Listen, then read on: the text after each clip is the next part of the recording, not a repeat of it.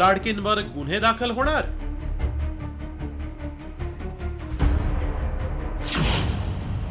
फसवणूक करणाऱ्यांवर कठोर कारवाई.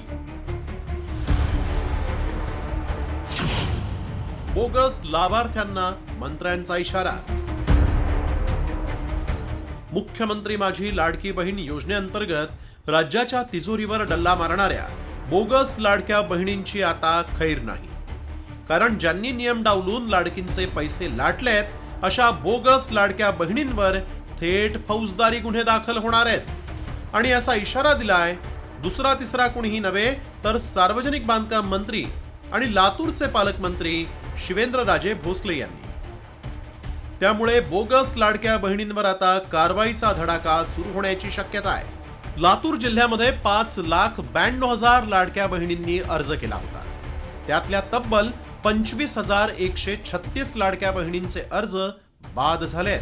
त्यामुळे आता ज्या बहिणींनी बनावट कागदपत्र देऊन या योजनेचा लाभ घेतलाय त्यांच्यावर आता गुन्हा दाखल होणार आहे. चुकीची कागदपत्र आणि खोटी कागदपत्र दिली असली तरी चुकीच्या पद्धतीनं शासनाची योजना गेली नाहीच पाहिजे. त्यामुळे 100% ती जे असतील ते रद्द होतील अशा पद्धतीनं जर आलं असेल आणि त्यांच्यावर गुन्हे पण दाखल होतील. अशाच बोगस लाडक्या बहिणींवर यापूर्वी गुन्हे दाखल करण्यात आल्याचं महिला आणि बालविकास मंत्री अदिती तटकरेंनी सांगितलंय.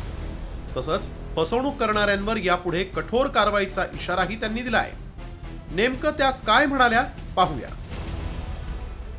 मुख्यमंत्री लाडकी बहीण योजनेअंतर्गत बनावट लाभार्थ्यांची नोंदणी करण्याचा गैरप्रकार अंगणवाडी सेविकांच्या सजगतेमुळे अर्ज पडताळणीच्या वेळी सप्टेंबर महिन्यातच निदर्शनास आलाय.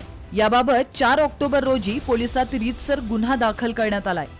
महिला आणि बाल विकास विभाग अर्जदारांच्या छाननीबाबत अत्यंत सजग असून कोणत्याही प्रकारची फसवणूक करणाऱ्यांवर कठोर कारवाई करण्यात येणार आहे.